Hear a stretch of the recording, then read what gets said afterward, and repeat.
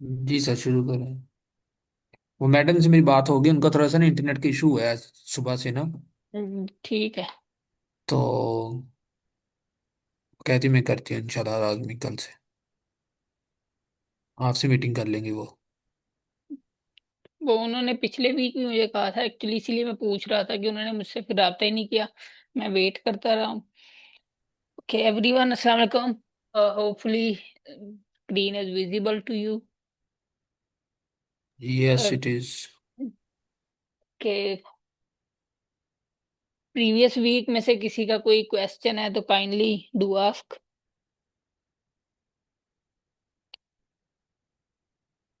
कोई किसी पॉइंट के हवाले से कोई कंफ्यूजन है वो बता दें। और असाइनमेंट जो सेंड की थी उसकी समझ होपफुली आ गई होगी।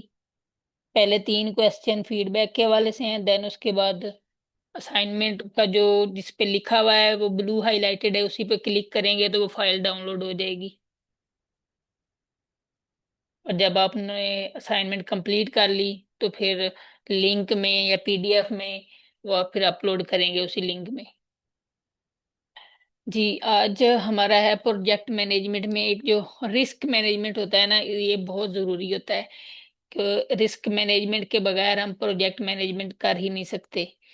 हर प्रोजेक्ट के कुछ ड्रॉबैक्स होते हैं, कुछ उसके बेनिफिट्स होते हैं। तो जो उसके ड्रॉबैक्स होते हैं उनको मद्देनजर रखना बहुत ज़रूरी होता है।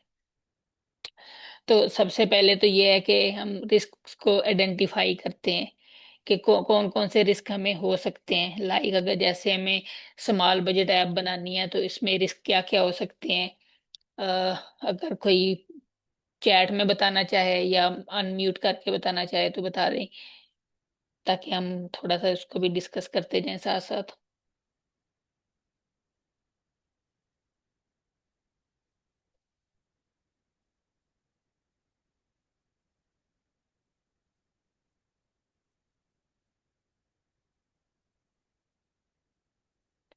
तो किसी के अगर जेन में कोई नहीं है तो आप वो भी बता दें कि जी नहीं पता, ऐसा कुछ भी कोई जेन में नहीं आ रहा, ताकि हमको आगे बात को चलाएं।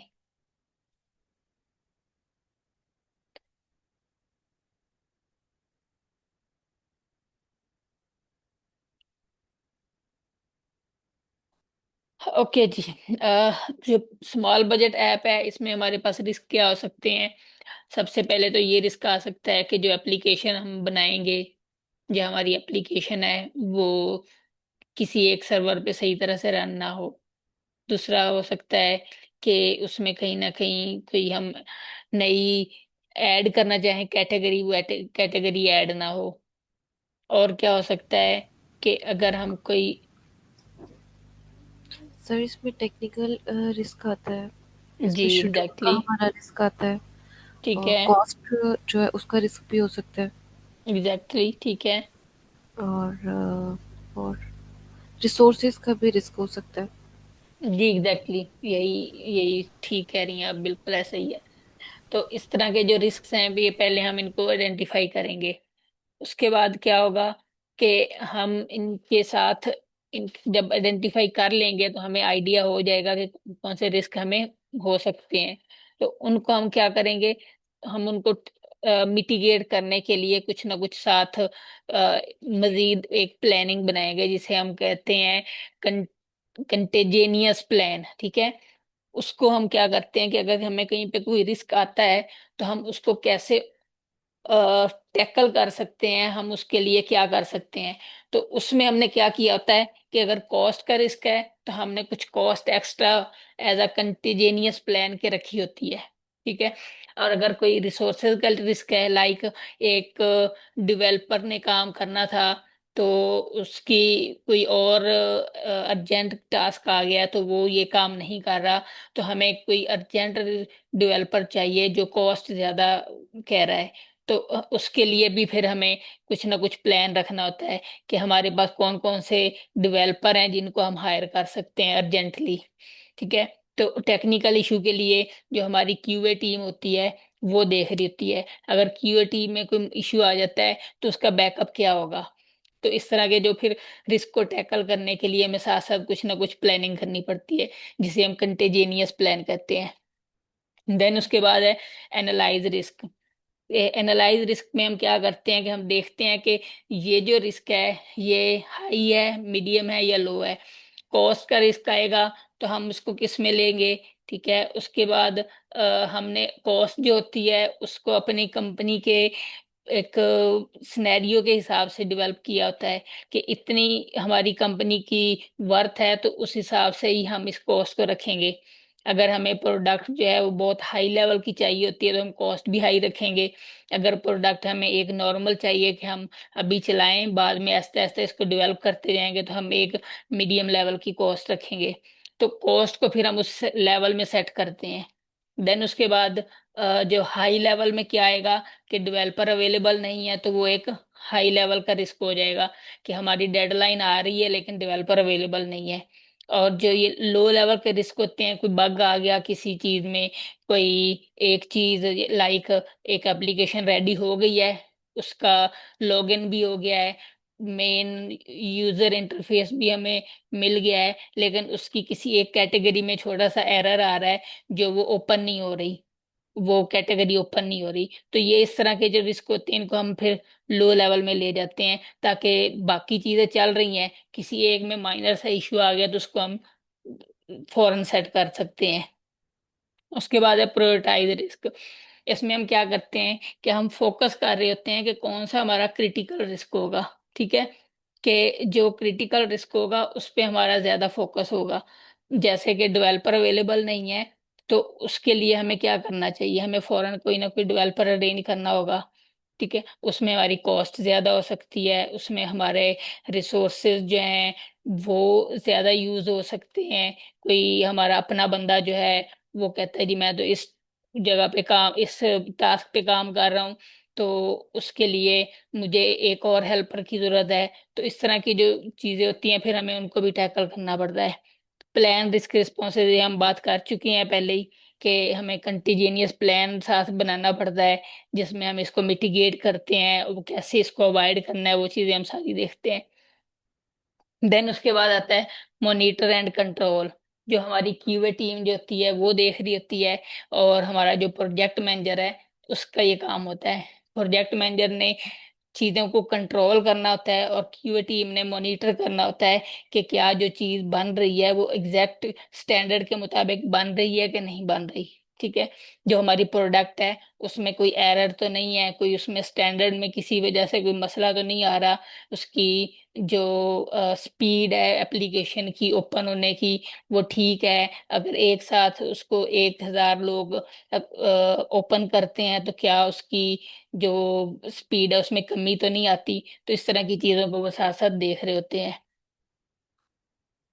ये कुछ एग्जांपल दी हुई हैं एग्जांपल रिस्क के हवाले से कि एपीआई डाउन टाइम जो है वो हाई इम्पैक्ट में आ जाएगा, लाइकलीहुड जो है वो मीडियम में आ जाएगी। तो इस तरह की ये साथ हम कुछ एग्जांपल दें कि रिस्पॉन्स प्लान क्या होगा कि add monitoring and retry logic, ठीक है।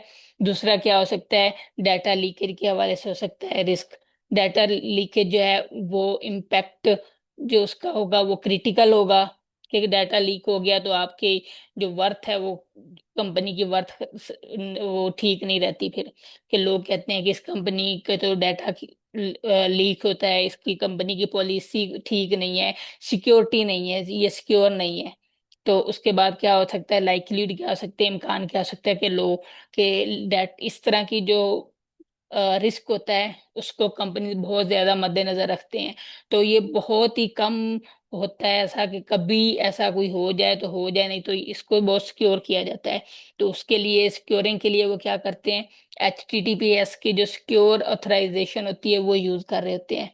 डिले फ्रॉम यूआई टीम के यूजर इंटरफेस की जो टीम है, जो फ्रंट एंड की टीम है उसकी तरफ से कोई डिले हो गया कि बैक एंड रेडी है लेकिन यूज फ्रंट एंड रेडी नहीं है, तो उसका जो इम्पैक्ट होगा वो मीडियम होगा।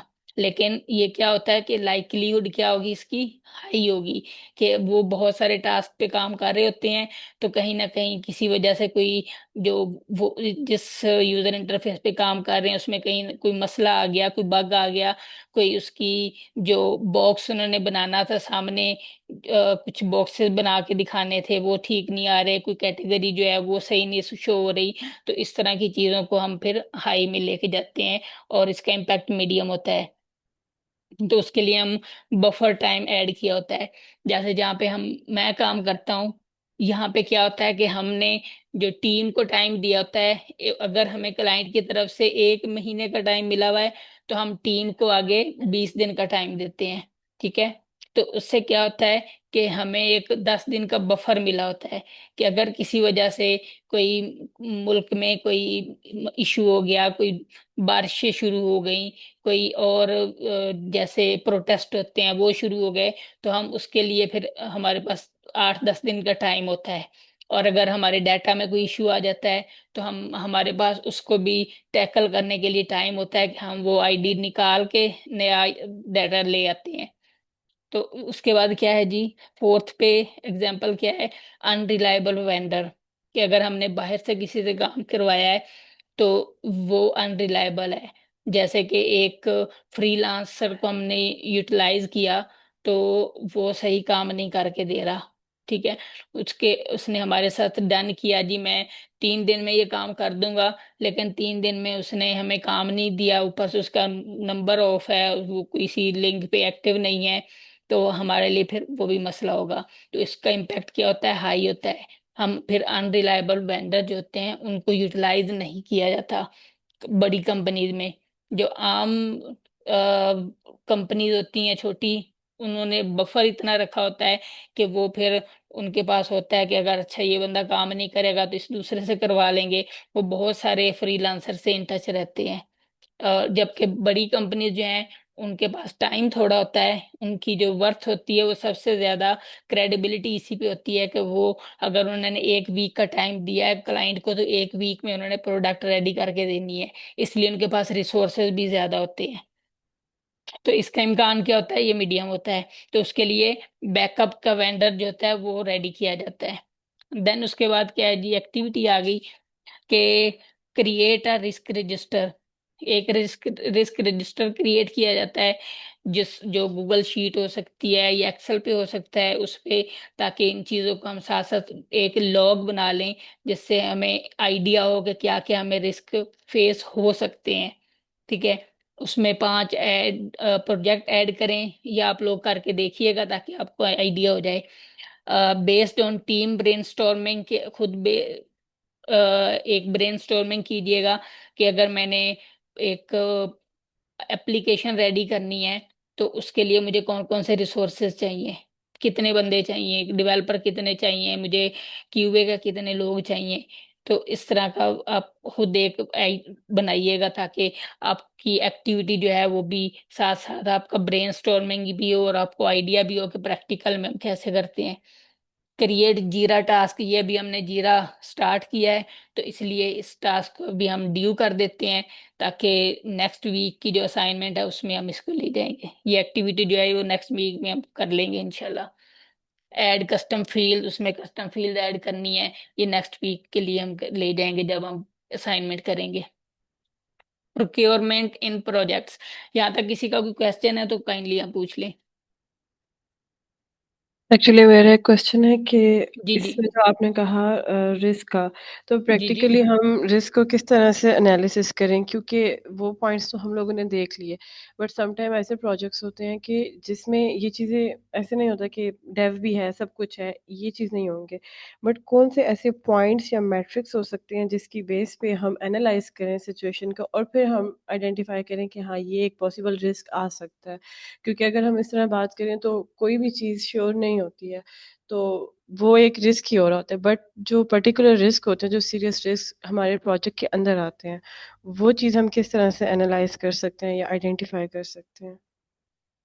जी, सबसे पहले तो हमने एक ब्रेनस्टॉर्मिंग करनी होती है और जो प्रोजेक्ट मैनेजर होता है उसको जब दूसरी टीम के साथ वो बातचीत करते हैं, कम्युनिकेशन करते हैं, तो उससे काफ़ी चीज़ें निकल के आती हैं। कि अगर डेवलपर के साथ हमने बात की है, हमें आइडिया नहीं है कि किस तरह के रिस्क आ सकते हैं, तो डेवलपर हमें कुछ बता सकता है कि जी इसमें कोई, ये जो एप्लीकेशन आप बनवा रहे हैं इसमें इस लूप में या इस तरह की जो हम फंक्शन लगाएंगे उसमें कहीं ना कहीं कोई बग आ सकता है। ठीक है, वो इंटरनल हो जाएंगे। ये तो जो बड़े बड़े रिस्क है ना वो तो हमने यहाँ पे डिस्कस किए हैं, लेकिन जो इंटरनल रिस्क होते हैं छोटे छोटे, उनके लिए वो फिर ये बता सकता है जी इस वजह से अगर कोई बग आ गया तो उसको रिजॉल्व करने के लिए मेरी इतनी एक्सपर्टीज नहीं है, तो हमें किसी और से हेल्प लेना पड़ेगी। उसके अलावा जो हमारे क्यूए की टीम है वो कह सकती है कि जी मैं इतनी जगह पे इन्वॉल्व हूँ ऑलरेडी, पहले कोई 5-6 टास्क चल रहे हैं, तो मेरे पास इस टाइम नहीं है, तो आप जो है ये इतने दिन ज्यादा का टाइम ले लें क्लाइंट से ताकि हम इसको अच्छे तरीके से टैकल कर सकें। वो भी एक रिस्क की कैटेगरी में आता है कि आपकी जो रिसोर्स टीम है वो टाइमली अवेलेबल नहीं है। तो इस तरह की जो इंटरनल रिस्क होते हैं या किसी के साथ कोई मिसहैप हो जाता है तो वो अर्जेंटली काम नहीं कर पा रहा, तो इस तरह की इंटरनल रिस्क को हम फिर अपने तौर पे बफर जोन में रख के काम कर रहे होते हैं, ताकि हमारे पास जो टीम को, प्रोजेक्ट मैनेजर जो होता है ना, उसने हमेशा से क्या करना है, उसने हमेशा से अपने पास कम अज कम एक वीक, अगर महीने का प्रोजेक्ट है तो उसने कम अज कम एक वीक का मार्जिन लाजमी रखना होता है, ताकि उसको कोई अगर इशू हो किसी भी हवाले से तो उसको वो टैकल कर सके, उसके पास इनफ टाइम हो कि वो अपना जो प्रोडक्ट है या जो भी टास्क है वो क्लाइंट को टाइमली डिलीवर कर सके। इसीलिए हमेशा से जहाँ पे मैं काम कर रहा होता हूँ, यहाँ पे क्लाइंट की प्रायोरिटीज को फर्स्ट रखा जाता है। और ये अक्सर कंपनीज में होता है कि क्लाइंट ने जो टाइम दिया है उसको हम कम अज कम आगे टीम को 8 से 10 दिन का मार्जिन रख के दे रहे होते हैं, और हमारी टीम को नहीं पता होता कि वाकई ये इतना टाइम हमारे पास अवेलेबल है। अगर उनको पता चल जाए तो वो, जैसे हम हैं एज अ पाकिस्तानी में बात करूं अगर, तो हम थोड़े से लेजी हो जाते हैं कि अच्छा लास्ट मिनट में हमने काम करना है, तो हम इस तरह के फिर कर रहे होते हैं। तो ठीक है। होपफुली। जी जी। हाँ, ब्रेनस्टॉर्मिंग के अंदर जो जैसे आपने बात की, तो वो अगर हम एक टीम बनाएँ तो किस-किस को हम कंसिडर कर सकते हैं? तो डेव हो गया, ठीक है, ऑब्वियसली हम उससे जी, कंसर्न, बट उसके एक आपका डेवलपर हो गया, आपका प्रोजेक्ट मैनेजर हो गया, ठीक है, आपकी क्यूए की टीम हो गई, आपका जो आपसे सीनियर है प्रोजेक्ट मैनेजर से ऊपर मैनेजर होगा वो हो सकता है। ठीक है, तो जो आपकी उस टीम में इन्वॉल्व होंगे, तो आप क्या करते हैं कि जब आपने प्रोजेक्ट असाइन करना होता है तो आप उससे पहले एक किक ऑफ मीटिंग करते हैं। ठीक है, किक ऑफ मीटिंग में क्या होता है कि आप सबको बता रहे होते हैं कि इस तरह का हमारे पास प्रोजेक्ट आ रहा है, तो उसमें हमें ये चीजें रिक्वायर हैं, तो आप काइंडली सारे अपनी अपनी राय दें। आपके पास इतना टाइम है, आप हमें एक दिन है आपके पास, एग्जाम्पल ले लें, तो आप हमें राय दें कि आप इसमें हमें किस तरह काम करना चाहिए, हम इसमें क्या क्या मजीद एडिशन कर सकते हैं, क्या ऐसी चीज है जो इसमें वायबल नहीं है, जो हम क्लाइंट को बताएं कि जी ये चीज नहीं हो सकती इसमें, इसके लिए ये रिसोर्सेज मजीद हमें चाहिए या कॉस्ट इतनी ज्यादा चाहिए। तो इस तरह की जब चीजें होती हैं तो उससे पहले एक मीटिंग, जो जिसे हम किक ऑफ कहते हैं, तो वो की जाती है कॉल, उसमें फिर सारी चीजें डिस्कस की जाती हैं। उसमें ऑलराइट। आपकी उसमें आपकी सीनियर मैनेजमेंट भी शामिल होती है, जो क्लाइंट के साथ डायरेक्टली कॉस्ट पे डिस्कस कर रही होती है। वो आपको फिर चैलेंज वो दे रहे होते हैं, आपने बस अपने एक्सपीरियंस के हिसाब से बताना होता है कि हाँ ये चैलेंज फेस हो सकते हैं। जैसे जहाँ पे मैं हूँ, यहाँ पे हम क्या करते हैं कि जैसे ही कोई प्रोजेक्ट आता है तो हमें वो बता रहे होते हैं कि जी ये हमारे पास प्रोजेक्ट आ रहा है, हमें बताएं आप अपने एक्सपीरियंस के हिसाब से कि क्या ये वायबल है कि नहीं है। लाइक अगर हमने फिर डाटा कलेक्ट करना है तो वो कहते हैं कि जी डाटा जो है हमें कलेक्ट करना है जे ऐसे यूजर से जिसके पास जो जी फोल्ड सैमसंग का मोबाइल फोन है वो हो, और उसके पास कम अज कम जो उसकी मंथली इनकम है वो 1 मिलियन से ज्यादा हो। तो क्या ये एक एक से दो हफ्तों में इतना सैंपल है, ये क्या प्रोजेक्ट वायबल है कि नहीं है, इतना हो सकता है। फिर हम लोग अपने एक्सपीरियंस के बिहाफ पे उन्हें बता रहे होते हैं कि ये एक से दो हफ्तों में वायबल नहीं है, इसके लिए आप हमें कम से कम एक महीना का टाइम लेके दें क्लाइंट से। तो फिर जो हमारे सीनियर्स होते हैं वो फिर, या जो कंपनी के ओनर हैं या सीनियर हैं, वो फिर क्लाइंट से बात करते हैं कि जी नहीं, ये इतने दिनों में वायबल नहीं है, अगर इतने दिनों में आपने करवाना है तो कॉस्ट इतनी होगी, क्योंकि हमें फिर रिसोर्सेज ज्यादा यूटिलाइज करने पड़ते हैं। तो इस तरह ये सारा क्योंकि एक ये टीम वर्क होता है, टीम के बगैर आप कोई भी कंपनी में काम नहीं कर सकते। हमेशा सबसे पहले जब भी हम कहीं इंटरव्यू के लिए भी जाते हैं ना, तो वहाँ सबसे पहले जो स्ट्रेंथ में वो चीज देखते हैं ना, वो टीम वर्क देख रहे थे कि क्या ये बंदा टीम वर्क कर सकता है, नहीं।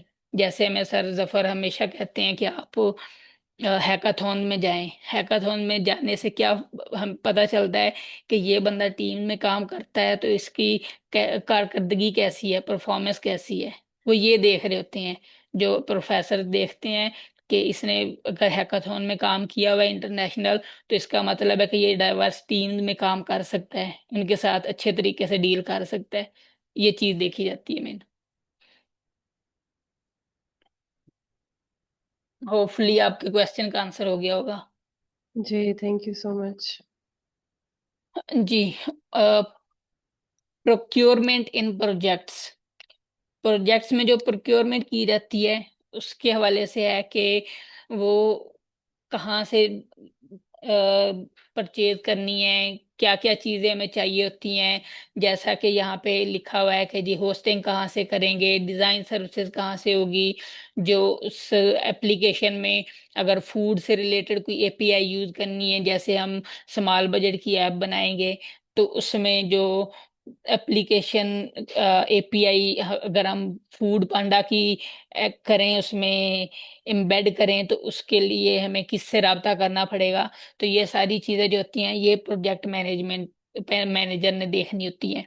ये उसी का काम होता है, वो आगे फिर एडमन ऑफिस से या प्रोक्योरमेंट डिपार्टमेंट से बात करेगा कि कौन सा वेंडर बेहतर है, हमें उससे ये चीज टाइमली लेके दें, ताकि हम अपनी जो प्रोडक्ट है उसको टाइम पे रेडी कर सकें।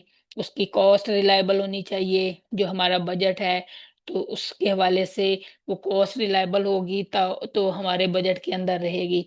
जैसे कि अगर हमारे पास इस एप्लीकेशन के लिए एग्जांपल के तौर पे 5 लाख है, 0.5 मिलियन है, तो हम उसको क्या करेंगे, तो उसको ऑलरेडी मुख्तलिफ कैटेगरी में डिवाइड किया होगा। डेवलपर की कॉस्ट इसमें कितनी है, इसमें जो क्यूए की टीम है उसकी कॉस्ट कितनी होगी, जो प्रोक्योरमेंट के लिए कोई चीज़ चाहिए तो उसकी कॉस्ट कितनी होगी, उसके साथ जो हमारे प्रोजेक्ट मैनेजमेंट की कॉस्ट है वो कितनी होगी। देन उसके बाद क्या आता है कि जो कंपनी का इसमें शेयर है वो कितना होगा। वो सारी चीजों को पहले डिसाइड किया जाता है, कुछ फार्मूला होते हैं मुख्तलिफ, उन फार्मूलों के जरिए ये कंपनी की कॉस्ट को डिसाइड किया जाता है। देन उसके बाद है जी RFQ। ये मैंने आई थिंक पहली लेक्चर में भी बात की थी RFQ की, रिक्वेस्ट फॉर प्रपोजल। तो ये जो रिक्वेस्ट फॉर प्रपोजल होते हैं ये क्लाइंट की तरफ से फिल किए जाते हैं, जबकि जो हम प्रोजेक्ट मैनेजर होता है या उसकी टीम होती है वो ये भेजते हैं कि जी ये हमें आप फिल करके दें कि इसमें आपको जो हमें ये चीजें चाहिए, इसमें आप क्या क्या हमें दे सकते हैं, किस प्राइस पे दे सकते हैं, कितने दिनों में हमें दे सकते हैं। ये सारी चीजें फिर उसमें इंश्योर की जाती हैं। कॉन्ट्रैक्ट मैनेजमेंट है। कॉन्ट्रैक्ट मैनेजमेंट में क्या होता है कि जी जो क्लाइंट और प्रोजेक्ट मैनेजर के दरमियान बजट और डिलीवरेबल्स की डिस्कशन होती है, वो सारी इसमें तय हो जाती है कि ये हो जाएगी। ये सारी चीजें हमने कर ली हुई हैं पहले भी। और प्रोजेक्ट प्रोक्योरमेंट टाइमलाइन ट्रैकिंग ये फिर जीरा पे की जाती है। अभी इसके बाद हम जीरा को थोड़ा सा देखते हैं। उस दिन हमने सिर्फ इसका ओवरव्यू लिया था, आज हम एक प्रोजेक्ट रेडी करने की कोशिश करते हैं। देन उसके बाद एग्जांपल ये दी हुई है उन्होंने कि ये क्या क्या चीजें, ये आप देख लीजिएगा। जैसे ही मटेरियल अपलोड होगा। ये एक्टिविटी है, ये जैसे हम जब करेंगे तो फिर ये भी चीजें सारी उसमें कवर करेंगे एक्टिविटी में। ये अजाइल बोर्ड है जो जीरा में और ट्रेलो में यूज होता है, हम जीरा में इसको यूज करेंगे। अजाइल बोर्ड में सबसे ज्यादा जो दो बोर्ड काम के ज्यादातर यूज होते हैं ना, उनमें एक स्क्रम है और एक कैनबन है। कैनबन हमने उस दिन देख लिया था। जो स्क्रम है ये थोड़ा सा कैनबन से डिफरेंट होता है। इसमें एक तीन इसमें कैटेगरीज मेन आ जाती हैं, जिनमें एक प्रोडक्ट ओनर होता है, ठीक है, उसके बाद स्क्रम मास्टर होता है, और उसके बाद डेवलपर होता है। जबकि कैनबन में क्या था, टू डू लिस्ट थी, फिर इन प्रोग्रेस थी, उसके बाद था हमारे पास डन वाला कि फाइनल क्या है। जबकि स्क्रम में तीन तरह के जो होते हैं उसको आगे से आगे फिर मजीद टास्क में डिवाइड किया जाता है, जिसको स्प्रिंट कहते हैं, ठीक है।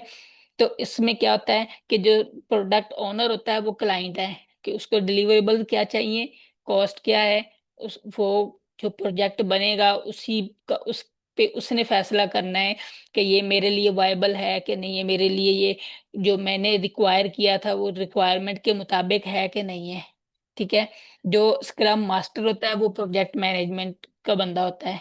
जो प्रोजेक्ट मैनेजर होता है ना, उसको यहाँ पे स्क्रम मास्टर कहा जाता है अगर स्क्रम बोर्ड यूज किया जा रहा है तो वो ये सारी चीजें फिर आगे डील करता है। डेवलपर कितने होंगे और टीम क्या क्या होगी, वो सारा कुछ कर रहा होता है। और अप्रोक्सीमेटली जो स्क्रम वाला स्क्रम बोर्ड पे अगर काम किया जाए तो उसको 2 वीक में कोशिश की जाती है कि इसका टास्क को कंप्लीट कर लिया जाए। 2 वीक का इसमें मोस्टली टाइम होता है। तो उसके अंदर अंदर जब हम काम करना हो तो फिर हम ये स्क्रम यूज कर रहे होते हैं। लेकिन जो कैनबन होता है ये थोड़ा आप समझ लें कि लीनियंसी वाला बोर्ड है, कि इसमें काफी लीनियंसी होती है कि इसको आप चेंज कर सकते हैं। जबकि स्क्रम में अगर आपने कुछ चीजें ऐसी हैं जो एक दफा आपने इसमें ऐड कर दी तो वो आपको जब तक प्रोजेक्ट क्लोज नहीं होगा वो आप चेंज नहीं कर सकते। इसमें थोड़ा सा ये रिजिड किस्म का होता है स्क्रम बोर्ड वाला। और थर्ड इसका जो होता है डेवलपर, कि डेवलपर ने काम करना है, उसने कंप्लीट करना है टास्क को, तो फिर ही आगे चल होना है। ये स्क्रम और इसका थोड़ा सा है कि प्लानिंग क्या होती है, स्प्रिंट बेस्ड होती है, कि यानी टास्क के अंदर टास्क फिर टास्क हायरार्की बेस्ड होते हैं। जबकि कैनबन जो होता है वो कंटिन्यूसली चल रहा होता है। जो उसके रोल्स होते हैं, स्क्रम मास्टर होता है, प्रोडक्ट ओनर होता है, डेवलपर्स होते हैं। और जो कैनबन है इसमें अपनी मर्जी से आप ऐड कर सकते हैं। ऑप्शनल होते हैं कि आपने ऐड करना है ये 3 या 2, कोई करना है कि नहीं करना। टास्क क्या होते हैं इसमें, एस्टिमेटेड होता है और स्प्रिंट स्कोप्ड होता है। जो स्प्रिंट होता है इसको टास्क भी कहा जाता है। तो ये एक उसका स्कोप के हवाले से होता है कि डेवलपर ने क्या करना है। उसने लॉगिन बनाना है, उसने फिर बैक एंड डाटा जो है उसको टैकल करना है। जो दूसरे डेवलपर हैं उसने फ्रंट एंड बनाना है, फ्रंट एंड में उसने मेन जो उसका फॉर्म है साइन अप का वो देखना है। देन उसके बाद उसने जो एप्लीकेशन का फ्रंट एंड है जिसमें साइन लॉगिन होने के बाद वो कैसी नजर आएगी वो चीजें देखनी है। ये सारे आगे छोटे छोटे टास्क में डिवाइड होते हैं। और एक एप्लीकेशन पे एक ही डेवलपर काम नहीं कर रहा होता, ज्यादा कर रहे होते हैं ताकि काम जल्दी कंप्लीट हो। जबकि कैनबन में क्या होता है कि इसमें पुल्ड बेस्ड ऑन फ्लो होता है, कि ये फ्लो के साथ चलता है। कि जैसे एक काम कंप्लीट हो गया, टू डू में से उसको स्टार्ट हुआ तो उसको इन प्रोग्रेस में ले गए। जैसे वो प्रोग्रेस में होता है तो वहां पे जब वो टास्क कंप्लीट हो जाता है उसके सारे चाइल्ड पॉइंट भी कंप्लीट हो जाते हैं, तो फिर उसको उठा के डन में डाल दिया जाता है। अच्छा, इसमें स्क्रम में क्या होता है कि बर्न डाउन चार्ट यूज होता है। जबकि कैनबन में साइकिल टाइम जो होता है वो इस तरह का चार्ट यूज किए जाते हैं। ये जब हम देखेंगे तो उसमें अब आपको भी दिखा देंगे कि बर्न डाउन क्या होता है और ये क्या उनसे होते हैं। ओके जी।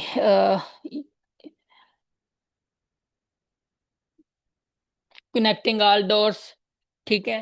कि ये सबको फिर जब मिलाया जाता है तो जाके एक प्रोजेक्ट कंप्लीट होता है कि gathering all stakeholders, plan, scopes and timelines, ये सारा कुछ हमने कुछ चीजें देख ली हुई हैं, कुछ हम नेक्स्ट जब प्रैक्टिकल करेंगे तो उसमें देखेंगे इंशाल्लाह। यहाँ तक किसी का क्वेश्चन है तो प्लीज। सर अगर हम लोग जीरा कवर कर लेंगे तो फिर हमें नोशन की जरूरत पड़ेगी या नहीं? नहीं, जरूरत नहीं पड़ती। एक चीज आप कर लेना तो दूसरे की जरूरत नहीं है। लेकिन नोशन क्या है, नोशन में बेसिकली हम, आपने ब्लॉग्स पढ़े हुए हैं ज्यादातर ना। बेसिकली ये नोशन था ना, ये ब्लॉग्स के लिए ही आया था पहले, ठीक है। उसके बाद जैसे ही टेक्नोलॉजी आगे आ रही है तो वो मुख्तलिफ इस तरह के टूल भी आ रहे हैं, तो वो भी अपने आप को डेवलप करते जा रहे हैं कि उन्होंने अब इसमें प्रोजेक्ट मैनेजमेंट के भी ऐड कर दिया फीचर। उन्होंने साथ आपको बुक विकी का भी एक ऐड कर दिया फीचर कि आप कंपनी की पूरी डिटेल उस नोशन पे रख सकते हैं। जबकि जीरा में क्या है कि ये सिर्फ प्रोजेक्ट मैनेजमेंट से के हवाले से है, इसमें प्रोजेक्ट मैनेजमेंट के अलावा कोई काम नहीं आप करते। जो नोशन है उसमें आप और बहुत से टास्क कर रहे होते हैं। तो इसलिए जीरा जो है ये है आसान। नोशन जो है वो थोड़ा सा टीडियस टाइप है, मुश्किल नहीं है लेकिन थोड़ा सा टीडियस है कि आपको ना समझना पड़ता है। जीरा में जो हम प्रोजेक्ट बनाते हैं और उसको हमने जैसे करना है, क्या कहते हैं, ऑटोमेट करते हैं, वो आसान है। जबकि नोशन में ना वो थोड़ा सा ट्रिकी है। उसको एक ही आपने यहाँ पे आप ड्रैग एंड ड्रॉप करते हैं, वहां पे आपको बैक एंड पे भी कुछ चीजें ऐड करनी होती हैं नोशन में। बस ये थोड़ा सा डिफरेंस है। नोशन को आप अगर सीख लेते हैं तो आपके लिए जीरा बहुत आसान हो जाता है।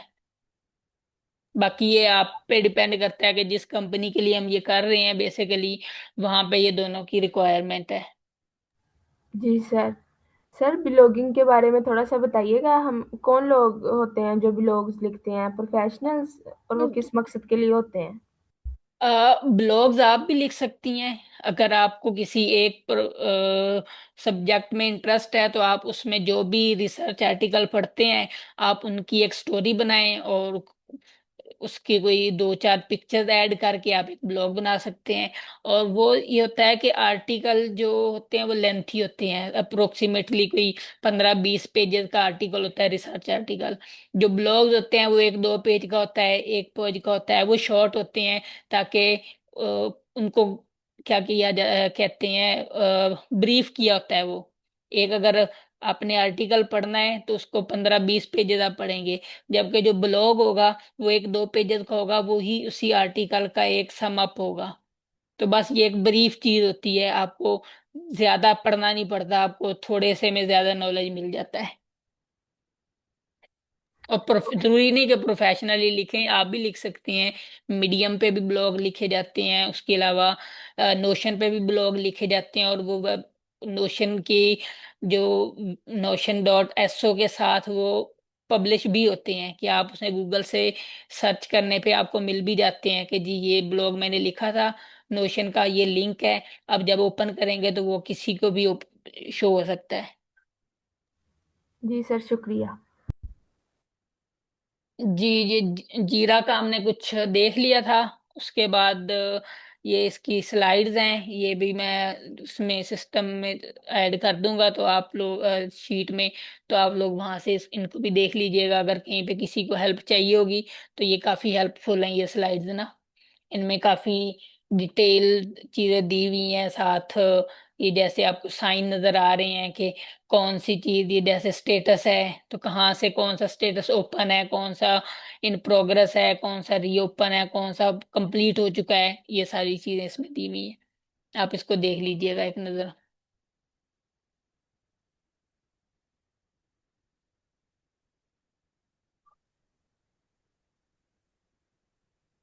सर का इंटरनेट इशू बन गया। नहीं नहीं, इंटरनेट है, मैं अच्छा, स्क्रीन ओके। चेंज कर रहा हूँ। ओके।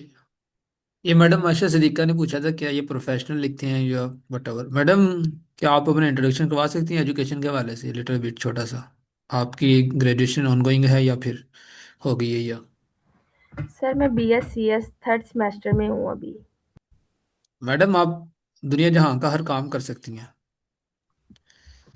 जी सर। आपके लिए हाँ, ये कोई प्रोफेशनल वाला कंसेप्ट नहीं है। इधर प्रोफेशनल ही बिल्ड हो रहे हैं। Okay sir. जी सर, ओवर टू यू। जी। अच्छा, उस दिन हमने नोशन का थोड़ा सा एक ओवरव्यू जब लिया था, उसमें हमने प्रोजेक्ट का चार्टर बनाया था, तो हमने कैनवन यूज किया था, किसी को याद है?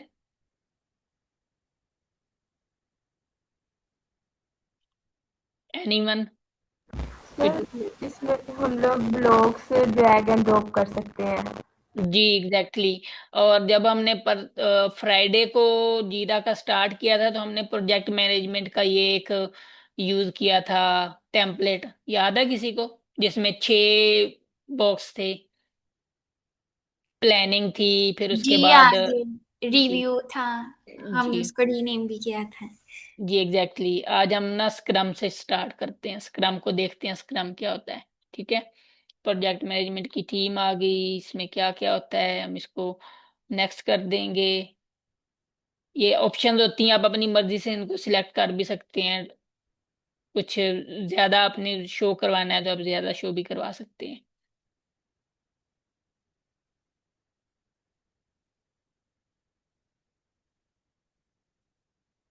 नोशन का ना एक सर्टिफिकेट भी मिलता है, जो कि आई थिंक उसकी $100 फी है।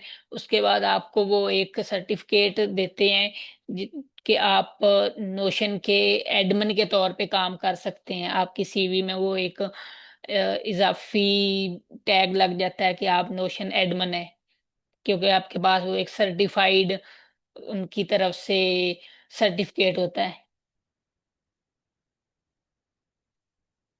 जी, ये जो है ना स्क्रम, कैनबन, ये कोई अभी मैंने जैसे बताया भी, कोई इतना ज्यादा डिफरेंट नहीं होते।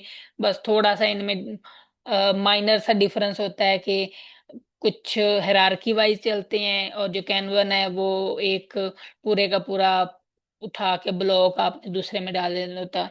लेकिन यहाँ पे आपको एक स्टोरी क्रिएट करनी होती है, इसमें यहाँ पे बग होते हैं। ठीक है। उसके लिए आपको अलग से चीजें लिखनी पड़ती हैं कि इसमें बग होगा तो वो क्या, कैसे, कहाँ पे लिखा जाएगा। अगर स्टोरी आपने करनी है तो वो कहाँ पे लिखा जाएगा। एक एपिक होता है, लाइक अगर जो एक मेन काम है ना, कि आपने एक लॉगिन डेवलप करना है, कि आप एप्लीकेशन बना रहे हैं, उसका लॉगिन और साइन अप, इसको आपने डेवलप करना है। तो उसके लिए पूरा जो एक टास्क होगा, उसको हम कहते हैं एपिक। फिर उसके बाद जो यूजर इंटरफेस में कैटेगरीज ऐड करनी है, कि वीकली ग्रोसरी क्या क्या होगी, उसका बजट क्या होगा, तो उस पूरे एक सिनेरियो को भी एपिक कहते हैं। एपिक क्रिएट कैसे किए जाते हैं? एपिक क्रिएट करने के लिए हम सबसे पहले यहाँ पे जाएंगे। ठीक है। स्क्रीन शो हो रही है ना? सर उसामा कंफर्म कीजिएगा। जी हो रही है। जी। अच्छा, जी यहाँ पे सर, ये हो रही थी। तीन डॉट पे जाएं तो यहाँ पे हम ये आ जाएगा, इसके बाद स्पेस सेटिंग। ठीक है, इस पे क्लिक करेंगे तो यहाँ पे हमारे पास ये ऑप्शन आ रही है, फीचर्स। फीचर्स पे जाएंगे तो ये दो समरी और टाइमलाइन ऑलरेडी आपके पास शो हो रहा होगा। ठीक है। किसी के पास ये बैकलॉग जो है वो शायद शो ना हो, अगर, क्योंकि मैंने वो किया हुआ है उससे, यूनिवर्सिटी के लॉगिन से किया हुआ है, तो इसलिए मेरे पास ये शो हो रहा है। हो सकता है आप अगर जीमेल से करें तो ये शो ना हो, तो आपको यहाँ पे इसको शो करवाना पड़े, टिक कर, चेक करके। देन ये बोर्ड है, ये भी मेरे पास यहाँ पे शो नहीं हो रहा, क्योंकि वो एक्सेस नहीं दे रहा। कुछ चीजें इसमें भी उन्होंने की हुई हैं कि आप जो ट्रायल पीरियड है उसमें आप ये चीजें यूज नहीं कर सकते, ये जो अपग्रेडेड होता है ना पेड, उसमें होती हैं। देन उसके बाद लिस्ट है, कैलेंडर है, रिपोर्ट्स हैं। ठीक है। रिपोर्ट्स आप इसको चेक कर सकते हैं, ये सारी चीजें आपको ना फ्रंट पे फिर नजर आएंगी। देन उसके बाद गोल्स हैं, ये भी उसमें आएंगे।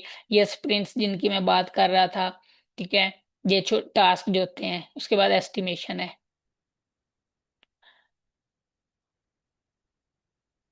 अगर हम वापस जाएंगे अपने प्रोजेक्ट पे। तो ये सारी चीजें आपको नजर आ रही हैं, ये समरी आ रही नजर, ये बैकलॉग, बोर्ड, कैलेंडर, टाइमलाइन, ठीक है। ये हमें यहाँ पे हर चीज नजर आ जाती है। फिर अगर किसी ने मजीद ऐड चीजें करनी है तो यहाँ से प्लस पे जाएं, ठीक है। यहाँ से आप कोड भी इसमें ऐड कर सकते हैं। डिप्लॉयमेंट के लिए आपने कोई चीज ऐड करनी है वो कर सकते हैं, लिस्ट ऐड कर सकते हैं, रिलीजेस ऐड कर सकते हैं, ठीक है। अच्छा, यहाँ पे हम अब पहला ऐड करते हैं अपना टास्क, जिसमें हम क्या लिखते हैं जी।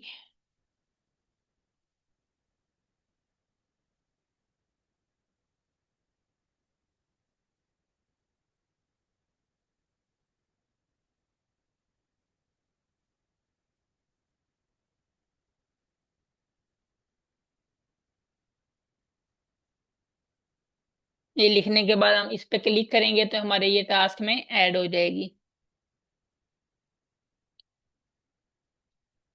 देन उसके बाद ये आइडिया है हमारा, ठीक है। उसके बाद टू डू में क्या होगा, टू डू में यहाँ आइडिया जो होते हैं, सबसे पहले हम सारी चीजें आइडिया में लिखते रहते हैं। उसके बाद हम टू डू में जाते हैं कि जब हमने काम स्टार्ट करना है तो वहां पे हम इसको फिर लेके जाएंगे। फिर उसके बाद आगे इसको, जैसे ही इसके सारे टास्क कंप्लीट होंगे वो फिर उसके आगे हम लेके जाएंगे। जैसे मैं अगर यहाँ पे जाऊं, इसका ये पे एक क्लिक करूंगा तो ये पूरा पेज ओपन हो जाएगा। यहाँ पे जब एक टास्क के अंदर हमने टास्क, छोटे छोटे टास्क बनाने होते हैं मेन टास्क के अंदर, तो यहाँ पे हम जाके बनाते हैं। ये आपको प्लस का निशान नजर आ रहा होगा, इस पे क्लिक करेंगे तो यहाँ पे हम फिर अपने यहाँ पे आता है चाइल्ड टास्क। इधर गया चाइल्ड टास्क, लेट मी सी। ये लिंक, ये क्रिएट सब टास्क, पहले ये चाइल्ड टास्क के नाम से होता था, अब उन्होंने ये इसको अपडेट किया आई थिंक, तो उन्होंने इसको चेंज कर दिया क्रिएट सब टास्क। यहाँ पे हम अपने सब टास्क क्रिएट करेंगे। पहला टास्क हमारा जो मेन था वो है कि जी हमने एक एप्लीकेशन डेवलप करनी है। फिर उसके बाद सब टास्क क्या है, एक हमने लॉगिन उसका बनाना है।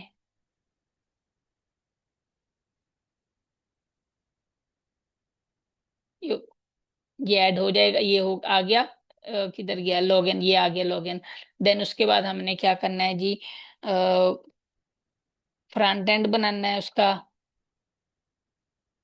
फ्रंट एंड ऐड हो जाएगा। देन उसके बाद हम इसको करते हैं जी कैटेगरीज, कैटेगरीज उसमें ऐड करनी है। उसके बाद और सरसामा कुछ हेल्प कीजिएगा, और इसमें क्या क्या हो सकता है। सर अभी हम क्यू पे नहीं जा रहे, सिर्फ डेवलपमेंट के हवाले से बात कर रहे हैं। रिमाइंड में तो कोई नहीं आ रही। अस्सलामुअलैकुम जी, मैं थोड़ा सा इधर कुछ ऐड करना चाहूंगी। जी जी मैम बोले। इसमें सबसे पहले डिजाइन फेज आएगा, डिजाइन का एक टास्क होगा। जी डिजाइन हो गया, ठीक उसके है। बाद उसकी डेवलपमेंट होंगी जिसमें front end and back and आएंगी। जी हम, ठीक है। सबसे पहले डिजाइन आएगा, फिर डेवलपमेंट में फ्रंट एंड बैक एंड आएगा। Back and, yes back and रह गया था, बैक एंड आ गया। ये तो मैं एज एग्जांपल बस एक एक वर्ड लिख रहा हूँ, लेकिन जब हम उसमें लिखते हैं तो हम एक पूरी लाइन लिखते हैं कि इसमें पूरा काम क्या होना है। जैसे लॉगिन है तो लॉगिन में क्या क्या चीज ऐड होगी, जैसे कि उसे ईमेल चाहिए होगी, डेवलपर ने ईमेल भी ऐड उसमें ऐड करनी है। पासवर्ड के लिए भी उसे चाहिए होगी एक ऑप्शन, ठीक है। अगर पासवर्ड भूल गया है जो जिसके पास ये एप्लीकेशन है, तो उसने पासवर्ड को रीसेट करना है, उसके लिए भी उसे एक दोबारा से ईमेल जनरेट करनी पड़ेगी। तो ये सारी चीजें उसमें फिर लिखी जाती हैं। मैं सिर्फ एग्जांपल के लिए एक एक वर्ड लिख रहा हूँ यहाँ पे। जी और मैम और कोई।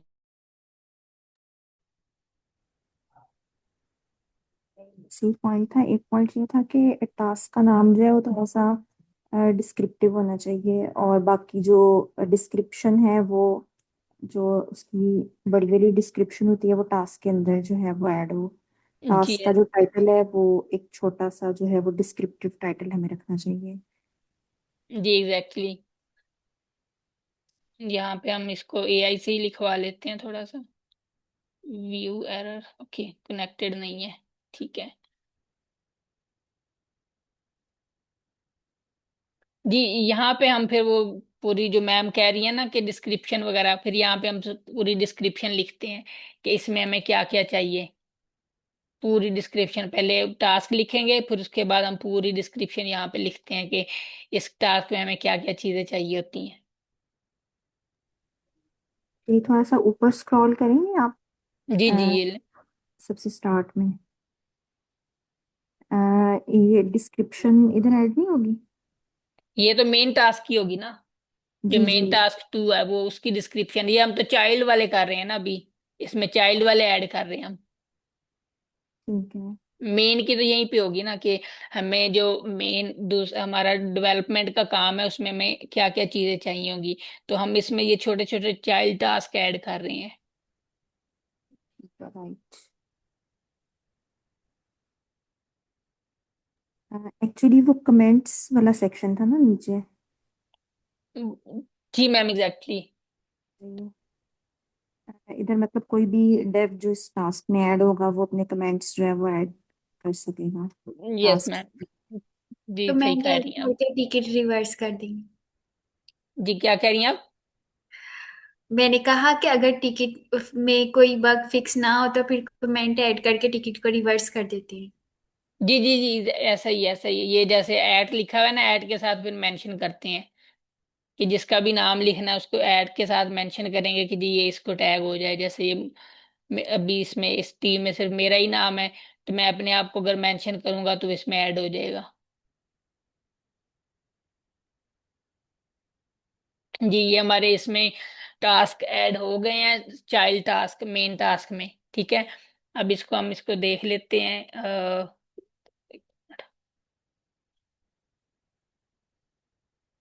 अगर चाइल्ड टास्क को हमने देखना हो तो हम यहाँ पे ये जो बना हुआ है ना हायरार्की सा, इस पे क्लिक करेंगे तो हमें वो सारे चाइल्ड टास्क शो हो जाएंगे कि कौन कौन से हमारे चाइल्ड टास्क हैं। और जैसे ही ये सारे कंप्लीट होंगे फिर हम इसको उठा के प्रोग्रेस टू डू के बाद हम प्रोग्रेस में ले जाएंगे कि यहाँ पे अब ये टास्क शुरू हो गए हैं, ठीक है।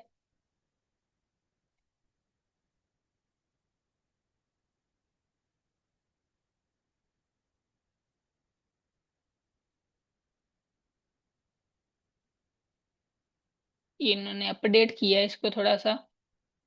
अ, यहाँ से हम एपिक करते होते थे क्रिएट।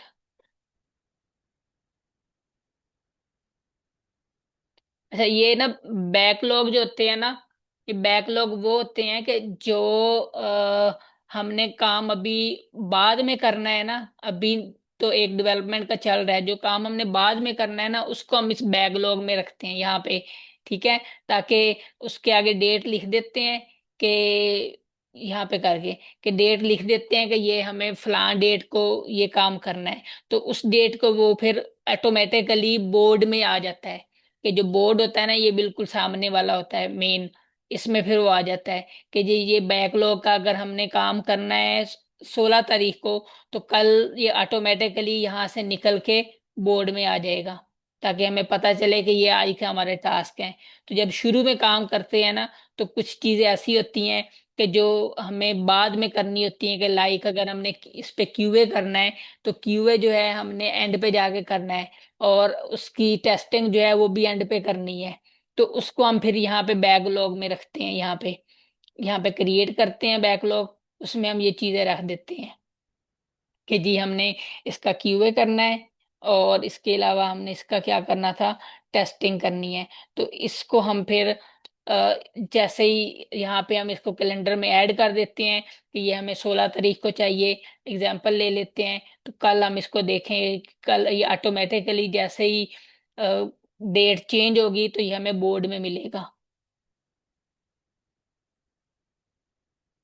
अभी मैम किसी ने जो डिस्क्रिप्शन की बात कर रही थी, काइंडली आप मुझे थोड़ा सा इस पे गाइड करेंगी। एपिक यहाँ पे हम क्रिएट करते होते थे, मुझे एक्चुअली अपडेट हुआ हुआ है तो काफी दिनों से मैंने यूज भी नहीं किया था इसको। जैसे आपने जो टास्क ओपन किए थे ना उसमें ऊपर आ रहा था क्रिएट एपिक का ऑप्शन। यहाँ से? जो टास्क था आपका, वैसे बैकलॉग में जाके भी ऑप्शन आता था क्रिएट जी का, जी, वहां वही बैकलॉग में ही आता था, यहाँ पे वही से मुझे, मैं जी ये वही ऊपर आप, देखना चाह रहा हूँ। ये क्रिएट पे आप क्लिक करेंगे ऊपर, बैकलॉग से ऊपर, नहीं, रो से ऊपर का कह रही है ना? जी यहाँ पे इधर, हाँ जी इस पे कीजिएगा। नहीं, इस पे नहीं आ रहा, यहीं पे कहीं वो सामने शो होता है। ये जो ऊपर क्रिएट का बटन है ये किसके लिए? नहीं, बैकलॉग के ऊपर जो प्लस क्रिएट है ना, हाँ। ये तो ये जैसे स्प्रिंट है, ये तो टास्क आ जाएगा ना, ये जैसे टास्क है। आपने जो टास्क ओपन किया था उसके अंदर ऊपर एपिक का ऑप्शन आ रहा था, जो टास्क आपने भी क्रिएट किया ना, अगर आप उस टास्क को ओपन कर लें। ये टास्क ओपन हो गया, इसमें नहीं शो हो रहा ना, इसलिए मैं कह रहा नहीं, टास्क जैसे पहले आपने टास्क क्रिएट किए ना, ये ऊपर आ रहा है ऐड एपिक स्क्रम टू जो लिखा हुआ है, आप राइट हूँ। साइड पे ये आइएगा। जी जी, आ गया आ गया आ गया जी, थैंक यू जी। ये एपिक होते हैं जो एक मेजर टास्क